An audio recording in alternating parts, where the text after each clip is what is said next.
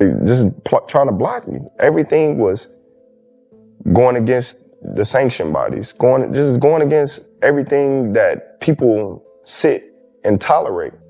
I wasn't tolerating it, so it's kind of like the black sheep, like, he's the bad one, get him out of here, we don't need him.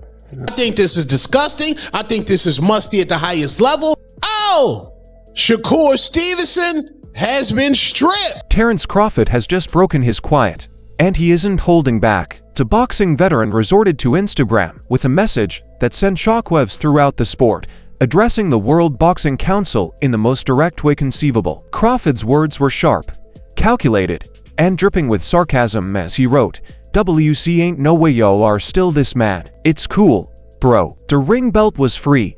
This wasn't just a random post or a retired fighter trying to stay relevant. It was Crawford stepping into a battle that had been brewing for months. Makes you so motherfucking better than any of the other sanctioned bodies, huh?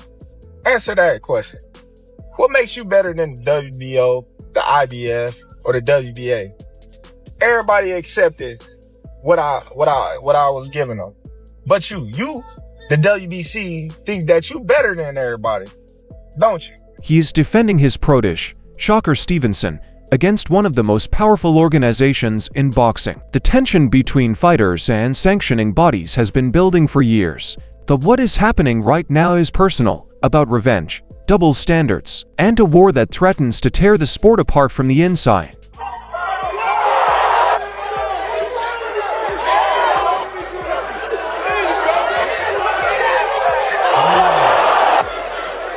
The 28-year-old from Newark, New Jersey, was stepping into the ring against Teofimo Lopez, a fighter who had built his reputation on power, speed, and an unshakable confidence that bordered on arrogance. Lopez was the WBO junior welterweight champion, and most analysts gave him the edge going into the fight. Stevenson was technically brilliant, sure, but there were doubts about whether he had the knockout power to compete with the elite at 140 pounds.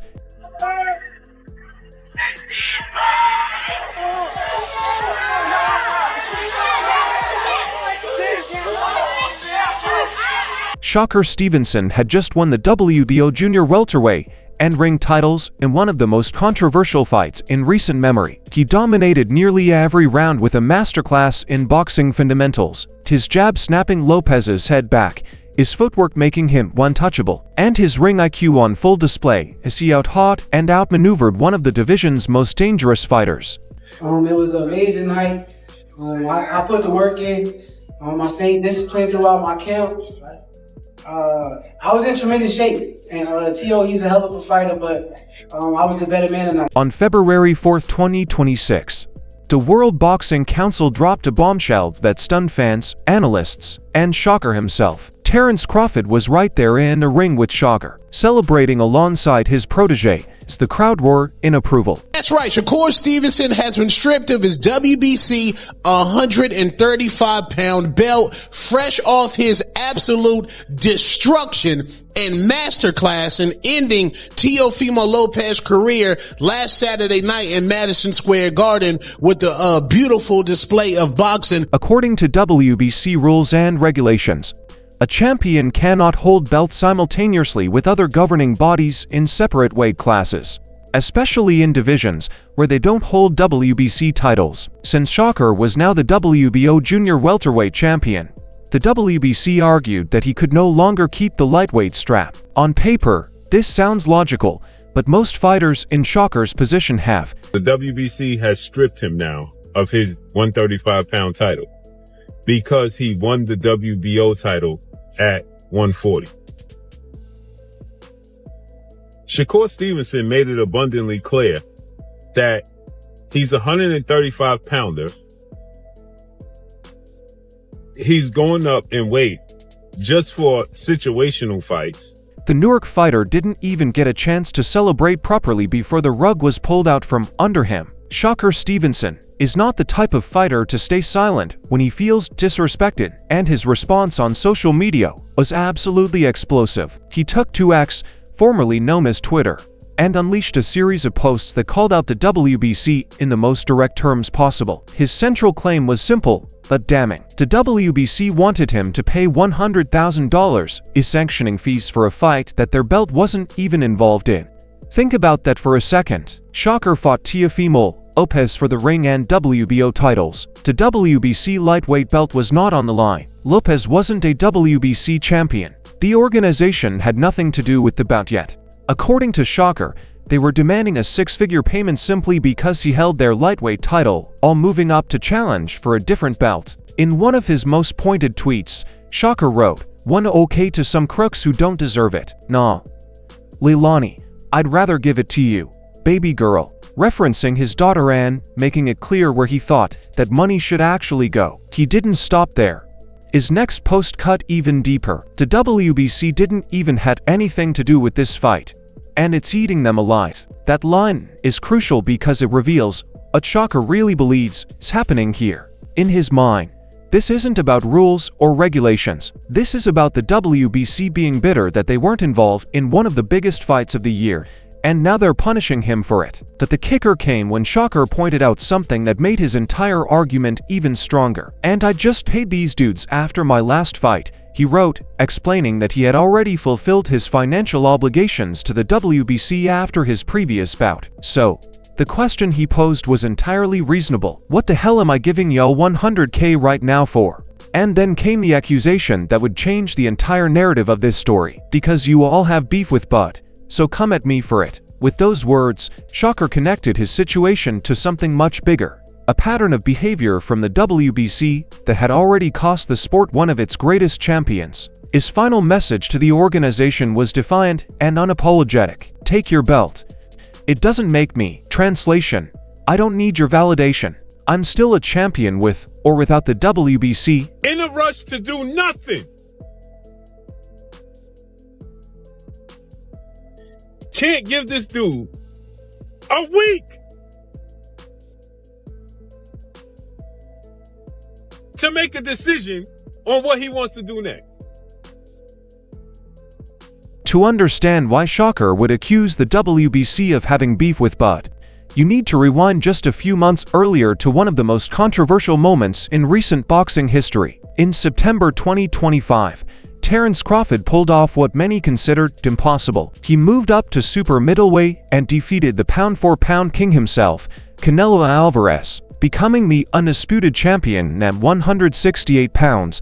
This was a historic achievement that cemented Crawford's legacy as one of the greatest fighters of all time. He had conquered another weight class, dethroned the sport's biggest star, and proven once again that his skill level was simply on a different plane. The boxing world was still processing what they had just witnessed when December 25 rolled around and the WBC made a stunning announcement. They were stripping Terence Crawford of his WBC super middleweight title. The accusation was clear. Crawford owed the organization $300,000 in sanctioning fees and had refused to pay.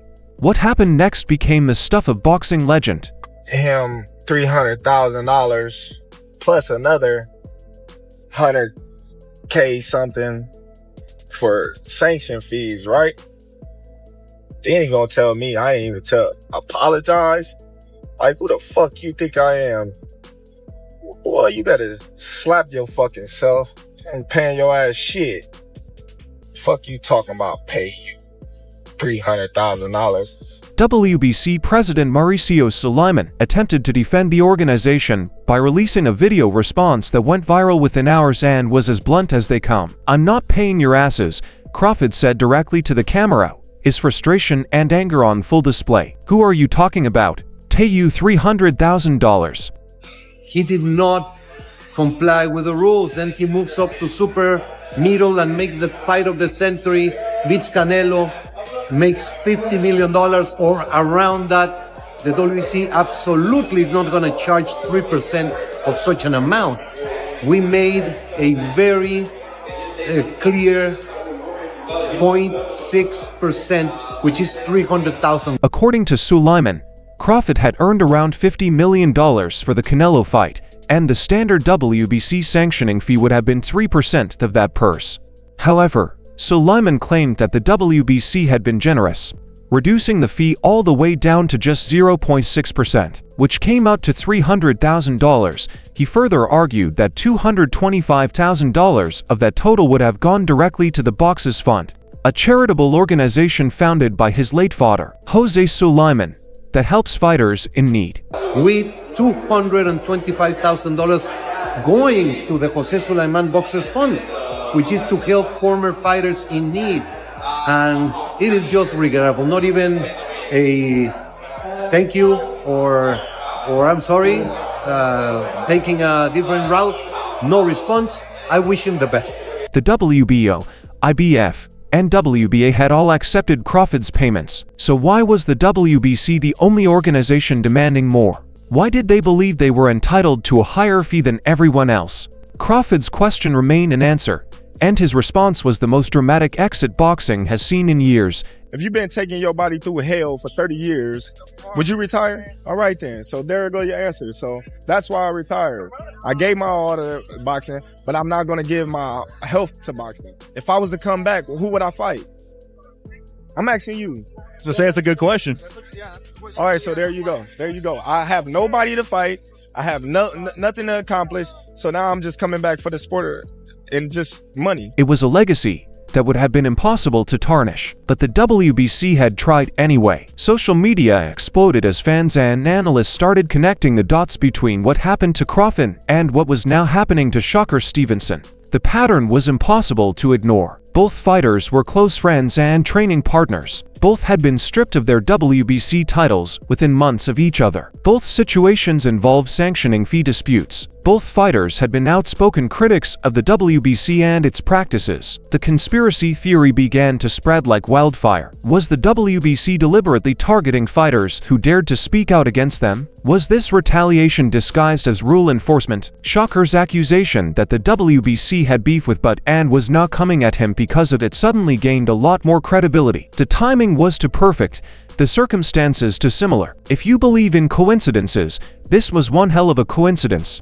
But if you believe that powerful organizations sometimes use their authority to punish those who challenge them, then what was happening to Shakur looked a lot like payback. The boxing community was divided, but one thing was certain.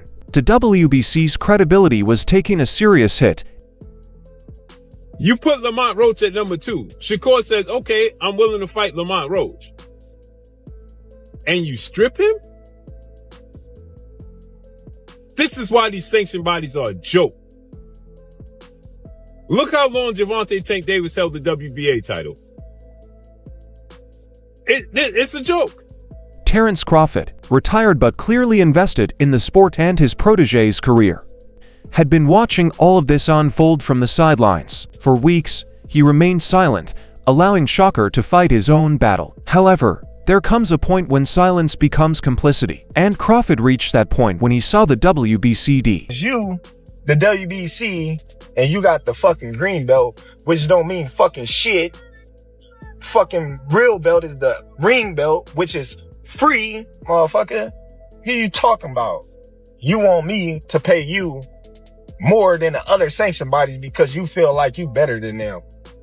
How in the world all the sanctioned bodies agreed to the same amount, but you sit your motherfucking ass up there and say that I need to apologize to you? The Ring Magazine Championship, one of the most renowned titles in boxing, does not price fighters $1. You acquire it via merit, not by paying fees to a governing body. Crawford was basically saying, you can keep your expensive belts. The ones that really matter do not cost anything. But the message to Shakur was equally vital as the message to the WBC. Crawford's public statement demonstrated unity and support. He was telling his protege, I see what they're doing to you and I've got your back. Crawford didn't just post once and move on. He retweeted all of Shakur's posts, amplifying his protege's voice and making sure the entire boxing world saw what was happening. The subtext was crystal clear. The WBC was still bitter about Crawford refusing to pay them, and now they were taking it out on anyone associated with him. And here's the most telling part of this entire saga. WBC President Mauricio Sulaiman, who had been so vocal in defending the organization during the Crawford dispute, remained completely silent in response to both fighters. No statement, no clarification, no defense, just radio silence.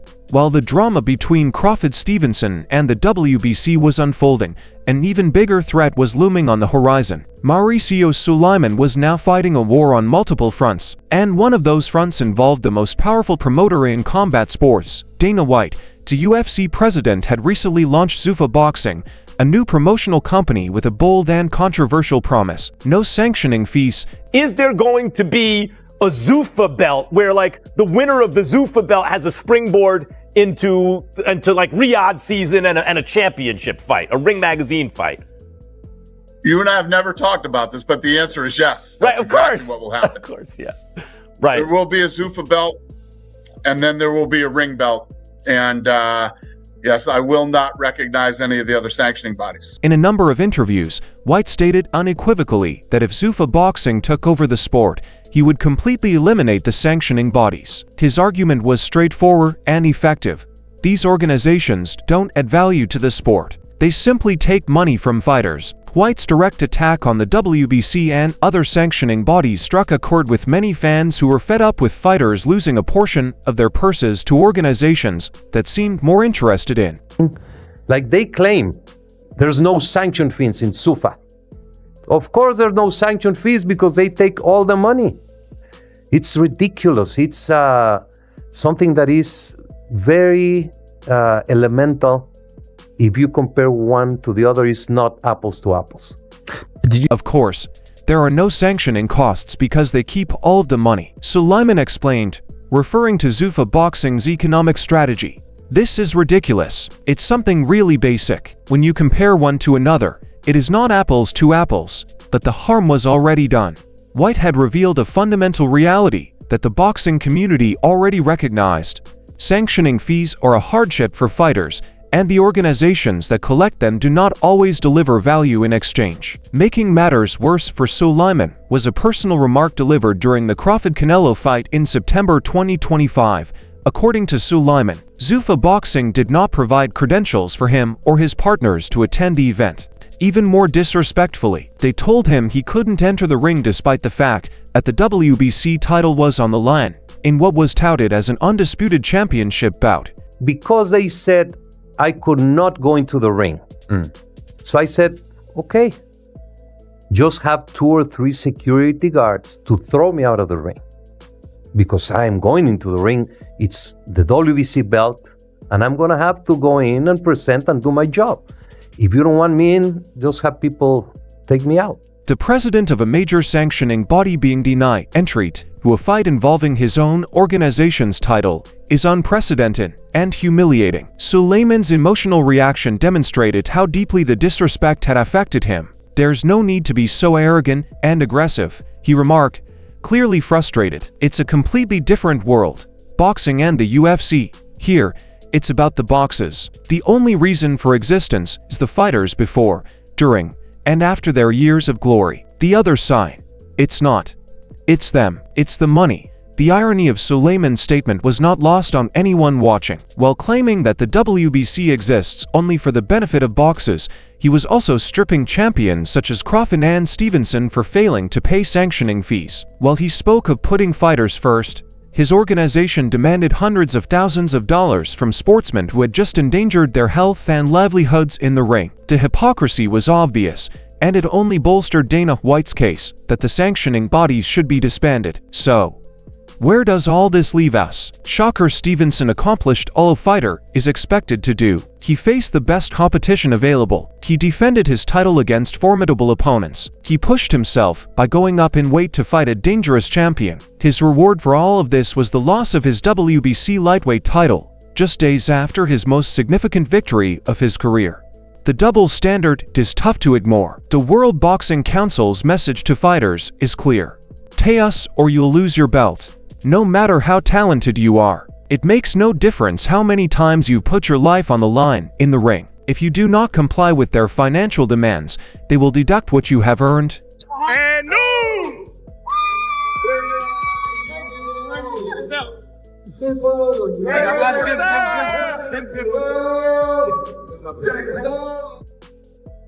Crawford and Shakur Stevenson are now standing up to a system that has dominated boxing for decades. And they are not alone. Dana White is lurking in the background, establishing Zuffa boxing as a genuine alternative and promising fighters a future without sanctioning costs. The question remains, is this really about laws and regulations, or is it personal? Did the WBC remove Shakur because he broke their rules, or because they were upset about losing control of the Crawford-Lopez narrative?